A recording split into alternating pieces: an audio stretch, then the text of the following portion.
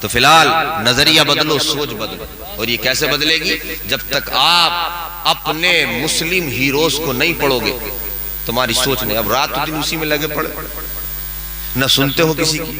اگر تقریر سنی بھی تو تھوڑی دیر کے لیے سن کے تم نے سوچا اب تو کئی بوری جو ہے نیکیاں ہو گئی، اب کیا ضرورت پڑی ہے. شیطان اندر سے وسوسہ ڈالتا، چلو ہٹا لو آپ. اور نہیں ڈالے تو وہ جو شیطان اس پہ بیٹھے ہیں انہوں نے بیچ میں کوئی نہ کوئی شکشکا پھر چھوڑ دیا. آپ نے کہا چلو اسے دیکھو یہ کیا ہے. آپ سمجھتے ہو موبائل میں چلا رہا ہوں، پر تمہاری غلط فہمی ہے. آج کا موبائل تمہیں چلا رہا ہے. آج کا حضرات موبائل تمہیں چلا رہا ہے. موبائل تم چاہتے ہو جو میں چاہتا ہوں وہ دیکھتا ہوں، کہتا غلط فہمی ہے. قیامت کے دن چٹھا کھلے گا، تم نے وہ دیکھا جو میں نے چاہا، تم نے وہ نہیں دیکھا جو تم نے چاہا. میں تمہیں جو دکھانا چاہتا ہوں وہ تم دیکھا. یہ چل رہا ہے، سچائی ہے. لیکن تم جو ہے تو ارے انہوں نے کہا بس. جب دیکھا گھر والوں نے ڈانٹا. آج بھی خیر اللہ پاک ان بزرگوں کو صحت، تندرستی، لمبی عمر عطا فرمائے جو ٹوک دیتے ہیں اپنے بچوں کو. ورنہ محترم کہاں ٹوکا ٹاکی ختم ہو گئی. سب منڈل کے لیے سب ڈانٹتے ہیں، بیڑی کے لیے سب ڈانٹتے ہیں، چلم نہیں بھری سب ڈانٹتے ہیں. نماز کے لیے ڈانٹنے والے کتنے ہیں؟ میری باتیں کڑوی ضرور ہیں دوست، لیکن یہ سچی ہے. نماز کے لیے اپنی اولاد کو کون کتنا ڈانٹ رہا ہے؟ سچ بولنے کے لیے کون اپنی اولاد کو کتنا ڈانٹ رہا ہے؟ ادب نہیں کیا کسی عالم دین کا، اس کے لیے کون کتنا ڈانٹ رہا ہے؟ بولے چل رہی ہے جیسے چلائے جاؤ. آپ کی نہیں سنی، آپ کے دوست کا ادب نہیں کرا، آپ کے رشتہ داروں کو ٹائم نہیں دیا، غصہ آتا. اللہ کو ٹائم نہیں دیا کوئی غصہ نہیں آتا. ایسی چل رہی. ارے یہ بولے ماں باپ کے لیے کھڑا نہیں ہوا، ماں باپ کا ادب نہیں کرا. جب تمہارے اوپر آتی ہے عالم صاحب کوئی تعویذ دے دو، کوئی دعا کر دو. محترم و مکرم یہ بات پہلے یاد آتی نا کہ جس دن یہ پیدا ہوا تھا اس دن گود میں دیا جاتا عالم ربانی کی یا باعمل ائمہ میں سے کسی امام کی گود میں دیا جاتا اور کہا جاتا آپ اس کے لیے دعا بھی کریں، اپنا لعاب دہن بھی اس کے منہ میں ڈالیں، اور جب یہ سمجھدار ہو جائے گا تو اس کے ہاتھ میں ہاتھ دے کر کہا جاتا آپ کی تربیت میں دیتا ہوں تاکہ آپ اسے دین سکھائیں، آپ اسے رب سے قریب کریں. عالم ربانی اسے رب سے قریب کرتا، یہ تیرے قریب خود بخود ہو جائے. واہ واہ واہ بھائی، بہت اچھا مفتی صاحب، زندہ باد. اچھا آگ جل رہی ہے، دیکھتے رہی ہو آگ لگ نہ جائے.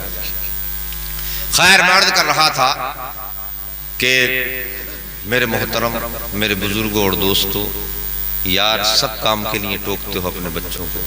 اب جیسے یہ بھائی صاحب بیٹھے ہیں، آپ انہیں نہیں ٹوک سکتے تو اصلاح کا انداز ایک اور بھی ہو سکتا ہے، انہیں رومال نکال کے دے تو سر ڈھک لیں. میری بات انہیں کڑوی لگی ہوگی، لیکن جتنے پیار سے میں نے کہی مجھ سے زیادہ سخت الفاظ میں بھی کہنے والے موجود ہیں. میں مانتا ہوں جلسے میں بغیر ٹوپی کے بیٹھا جا سکتا ہے، میں آپ کو مسئلہ بھی بتا سکتا ہوں الحمدللہ، مگر بیٹے ادب یہی ہے کہ دینی محفل میں سر ڈھک کے ہی بیٹھے. دیکھو راجدھانی جب قبضے میں آگئی تبھی قبضہ دوسرے بادشاہ کا کہلاتا ہے، اور راجدھانی کی حفاظت راجدھانی میں نہیں ہوتی، کشمیر کی سرحدوں سے حفاظت کی جاتی ہے تب راجدھانی بچتی. تمہید دور سے باندھو کو تبھی صحیح چلتا ہے معاملہ. یہ مت سوچو جب بالکل آ جائے گی فرض خالی ادا کر لیں گے واجب واجب. یہ تو آ کہتے ہیں وہابیہ غیر مقلد دے ہی رہے ذہن. ارے بولے کہاں چکر ہے پڑھ لو سنت پڑھنے کی، ارے بولے بس فرض ادا کرو. لوگوں کو بے ادب بنایا جا رہا ہے. یہ تو ہے سنت و جماعت پر رب کا اور اس کے رسول کا کرم ہے. باخدا یہ با ادب جماعت ہے، یہ خود بھی اپنے سینوں میں ادب رکھتی ہے اور اپنی نسلوں کو بھی یہ بتاتی ہے اے میرے بچوں تمہیں جو ہے اپنے بڑوں کا بھی ادب کرنا ہے اور اسلام کے بڑوں کا بھی تمہیں ادب کرنا ہے. کیا بات ہے بھائی، واہ واہ واہ، زندہ باد.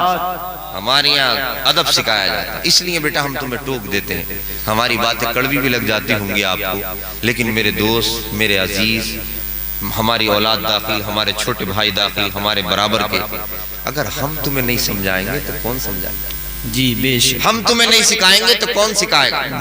یہ دور بہت خطرناک دور چل رہا ہے. اب دیکھیے آپ، اچھی باتیں ہو رہی ہیں نہیں ہو رہی؟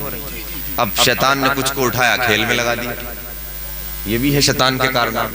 خیر آپ اس طرف توجہ نہ دیں، میں اپنی گفتگو کو سمیٹنے کی کوشش کر رہا ہوں. ایک مرتبہ درود پاک پڑھیں. اللہم صلی علی محمد وعلی آل محمد مبارک وسلم صلو علیہ صلاۃ و سلام۔ میں عرض کر رہا تھا حضرت ابراہیم بن ادھم نے ایک مرتبہ کیا سوچا، کہا بھائی خانہ کعبہ جائیں گے لیکن ریکارڈ بنا کے جائیں گے۔ کیا بات ہے جی۔ لہٰذا انہوں نے کیا ریکارڈ بنانے کی ٹھانی وہ بھی انشاءاللہ بتاؤں گا بھی آپ کو، بیچ میں روک کر کہہ دوں کہ آپ یہ الٹے سیدھے ریکارڈ مت بنائیے، آپ اپنی یہ جو قیمتی وقت ہے نا، قیمتی وقت اس کو خدا کے لیے، اسٹنٹ کے لیے یا بالکل نرا موبائل کے لیے یا جو ہے کہتے ہیں یہ الٹی سیدھی محبت کے لیے، الٹی سیدھی باتوں کے لیے وقف نہ کریں۔ بڑی قیمتی زندگی ہے۔ دیکھو جب آخری وقت آگا نا، آخری وقت ہر انسان کو افسوس ہوگا کہ میں نے وہاں کے لیے تیاری نہیں کی جیسی کرنی چاہیے۔ اب تم سوچو ہر کسی کو یہ افسوس، بڑے بڑے بزرگ، ایک بزرگ عالم دین تہجد کے پابند، مدرسہ مسجد کی حاضری دینے والے، ان کی نیکی میں کسی کو شک نہیں۔ اس وقت کے جتنے جوان عالم علماء تھے، علماء وہ ان کا ادب کیا کرتے تھے۔ پڑھا لکھا طبقہ کسی کو اپنا رہنما قائد مانے تو کچھ تو ہوگا، ایسے تھوڑی مان لیا جی جے بے شک بھائی تاج الشریعہ کو سب نے تاج الشریعہ مانا تو کچھ تو تھا ان میں، نہیں تھا ایسے تھوڑی مان لیا۔ ایک انسان اپنے منہ سے کہتا رہے مجھے تاج الشریعہ مانو، کوئی مان لیا گا؟ کچھ تھا نہیں تھا، تقویٰ بھی تھا، پرہیزگاری بھی تھی، علم بھی تھا، سب کچھ تھا۔ مرد کر رہا تھا ان کی جب طبیعت خراب ہوئی تو یہ ایک نوجوان عالم دین ان سے ملنے کے لیے گئے تو دیکھا کہ حضرت کی آنکھوں میں آنسو ہیں، وہ کمزوری بہت ہے، اٹھا نہیں جا رہا۔ سلام علام ہوا، سلام کے بعد جو ہے خیریت خیر صلی اللہ، تو انہوں نے چپکے سے پوچھا حضرت آپ کیوں رو رہے ہیں؟ کیا آپ کو دنیا چھوڑنے کا افسوس ہے؟ آپ کے بچے چھوٹ رہے ہیں اس کا افسوس ہے؟ سنو ان کا جواب سنو۔ حضرت نے جواب دیا مجھے اس کا افسوس نہیں، کہا آپ کے آنے سے پہلے پہلے نعرہ تکبیر، نعرہ رسالت، مسلک اعلی حضرت قاری پرویز عالم صاحب قبلہ، قاری پرویز عالم صاحب قبلہ، مولانا شاداب نوری صاحب قبلہ، نعرہ تکبیر۔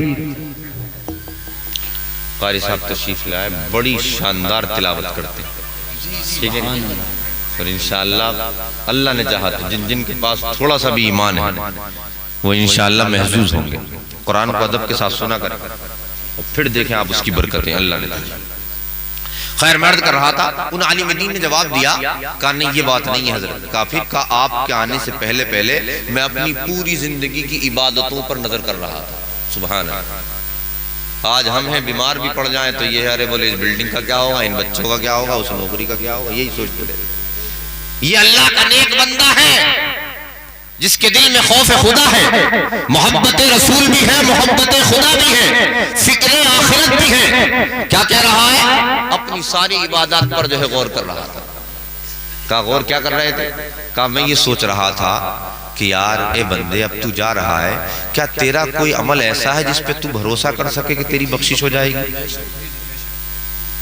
کون کہہ رہا ہے؟ جس کی نماز تو نماز تہجد نہیں چھوٹی محترم، جماعت بھی نہیں چھوٹی، جس کے تقوی اور پرہیزگاری عوام نہیں مانتی تھی، پڑھا لکھا طبقہ جس کو متقی پرہیزگار جانتا بھی تھا، مانتا بھی تھا، وہ کہہ رہا ہے، کیا کہہ رہا ہے؟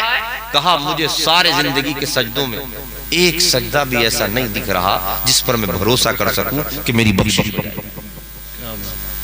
یار وہ کہہ رہے ہیں، اب ہم اور تم اندازہ لگائیں ہمیں کتنا افسوس ہوگا۔ پتہ ہے ہمارا افسوس کس طرح کا ہوگا؟ مولانا روم نے جو ایک مثال پیش کی ہے بس اس طرح افسوس ہوگا ہمیں۔ مولانا روم رحمت اللہ تعالیٰ علیہ فرماتے ہیں ایک چرواہا بولتے ہیں بھیڑ بکریاں چرانے والا، روزانہ جنگل جاتا اور شام کو واپس آ جاتا۔ ایک روز بکری کے بچوں میں سے ایک بچہ ریوڑ سے نکل کے ایک وہاں پر ایک جھاڑیاں بنی ہوئی تھی اس طریقے سے بند، اور وہ اتنی گھنی تھی کہ کبھی کوئی چیز اس میں گئی نہیں، اندھیرا بھی رہتا تھا، اس نے جانے کی توجہ نہیں کری اس کے اندر۔ وہ بچہ پہنچ گیا، اب بچہ پہنچا تو سمجھ لو مال پہنچ گیا، اب تو نکالنے جانا ہی عبداللطیف صاحب، یہ پہنچ گئے نکالنے۔ انہوں نے دیکھا اندھیرا ہے اس جھاڑی کے اندر، لیکن کچھ پتھر ہیں، پتھر کے ٹکڑے وہ چمک رہے ہیں۔ کیا ہو رہا ہے؟ چمک رہے ہیں۔ اس نے اپنا بچہ دیکھا، بچے کو ہکالا، وہ باہر آ گیا۔ اب اس نے سوچا یار جا تو رہا ہوں اس جھاڑی میں کبھی نہیں آیا، لاؤ یار یہ چمکیلے پتھر کیسے ہیں، انہیں لیتا چلو، دکھا دوں گا لوگوں کو، نہیں تو کھیلتا رہوں گا۔ اس نے وہ چمکیلے پتھر اپنے دامن میں، کیونکہ یہی سامان ہوتا تھا پہلے کے لوگ، چرواہے کے پاس کیا ہوگا، اب تو بیگ لے کے چل رہے ہیں ہم، تم سب جنے ہیں۔ اس نے اپنے دامن میں جتنے وہ پتھر کے ٹکڑے آ سکے وہ ڈال لیے۔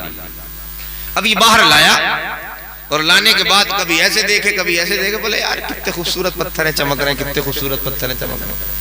پھر تھوڑی دیر بعد خیال آیا ہے تو پتھر ہی ہے نہیں، اس نے گلیل اٹھائی، اس میں رکھا، اور رکھنے کے بعد جو ہے ایک کوے کے اوپر نشانہ سادھا، دوسرا پتھر رکھا گلگچیا پہ نشانہ سادھا، اس طرح سے جو ہے چڑیاں اڑانا شروع کر دی۔ اڑاتے اڑاتے آخری پتھر رہ گیا، پتھروں کی پہچان رکھنے والا بندہ ادھر سے گزر رہا تھا۔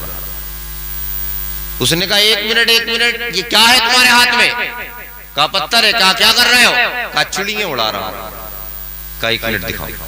اس نے دیکھا، انہوں نے پاگل، یہ پتھر جو ہے یہ چڑیاں اڑانے کے لیے؟ میری یہ بات پوری تقریر یاد رکھو نہ رکھو، یہ بات ضرور یاد رکھو۔ کہا یہ پتھر چڑیاں اڑانے کے لیے ہے؟ کہا بھئی یہ پتھر ہی تو ہے، پتھروں سے تو اڑائی جاتی ہیں، اس میں کیا بات ہے؟ یہ ایسا کون سا پتھر ہے؟ کہا بے وقوف، تجھے اس پتھر کی پہچان ہی نہیں۔ کہا اسے کیا کہتے ہیں؟ کہا یہ پتھر ہیروں میں سب سے اعلیٰ جو ہیرا ہوتا ہے جسے لال کہتے ہیں، لال یہ وہ ہے۔ کیا ہے؟ لال۔ کہا کتنا قیمتی ہوگا؟ کہا میں تو نہیں جانتا۔ کہا میں بتاؤں کتنی قیمت؟ کہا تیری پوری بستی مل کر بھی اس ایک پتھر کی قیمت ادا نہیں کر سکتا۔ پوری بستی کی بات ہے، 100 گھر بھی ہوں گے اس گاؤں میں تو 100 گھروں کا کچھ تو اثاثہ ہوگا۔ فرمایا اگر 100 گھر یا 150 گھر جتنی بڑی تیری بستی ہے، پوری بستی اپنا سارا ساز و سامان بیچ کر یہ چاہے کہ اس پتھر کی قیمت ادا کر دے تو ایک پتھر کی قیمت ادا نہیں کر سکتا۔ اب جب اس نے یہ سنا، مولانا روم فرماتے ہیں وہ بیٹھ گیا وہیں کھڑے سے گر گیا اور رونے لگا، بہت رویا۔ وہ پتھر جو شناسا تھا، پتھر کی پہچان رکھنے والا، کہنے لگا بھائی میں نے تیرا پتھر بچا لیا، تو رو کیوں رہا؟ رونے کی کیا بات ہے؟ کہا اس پتھر کی وجہ سے نہیں رو رہا، یہ جو اور پتھر میں نے چڑیاں اڑانے میں پھینک دی، گنوا دیے، ان کے لیے رو رہا۔ ہائے مجھے پتا ہوتا کہ پتھروں کی یہ قیمت ہے، بخدا ایک بھی پتھر جو ہے چڑیاں اڑانے میں نہیں گواتا۔ مولانا روم فرماتے واقعہ بند سمجھانا شروع کر دیا، فرمایا بس یہی حالت ہماری زندگی کی ہے کہ یہ زندگی انمول ہے، ہم جو ہے ان سانسوں سے، ان عمروں سے، ان کے وقتوں سے کیا کام لے رہے ہیں؟ کہا چڑیاں اڑا رہے ہیں، کبھی غیبت کر رہے ہیں، کبھی اس کی چغلی کر رہے ہیں، کبھی جو ہے اس کے پیٹ پیچھے برائی کر رہے ہیں، کبھی اس امام کے پیچھے پڑے ہوئے ہیں، کبھی اس کے پیچھے پڑے ہوئے ہیں، کبھی سینما بیوی میں پڑے ہوئے ہیں، کبھی کھیل تماشے میں لگے ہوئے ہیں، کبھی لوڈو کھیل رہے ہیں، کبھی شطرنج کھیل رہے ہیں، کبھی چوسر کھیل رہے ہیں۔ ہم اسی طرح اب اپنی عمر کے انمول وقتوں کو گوا رہے ہیں۔ جب آخری وقت آتا ہے اور کوئی اللہ والا ہمارے پاس سے گزرتا ہے تو سمجھاتا ہے نادان کیا کر رہا ہے، ان کو یوں گوا رہا ہے، یہ گوانے کے لیے نہیں ہے، یہ تو جنت کمانے کے لیے۔ نعرہ تکبیر، نعرہ رسالت، مسلک اعلی حضرت، جشن شادی مفتی فراغ عالم صاحب قبلہ، نعرہ تکبیر۔ بھائی بہت اچھا صاحب، زندہ باد زندہ باد۔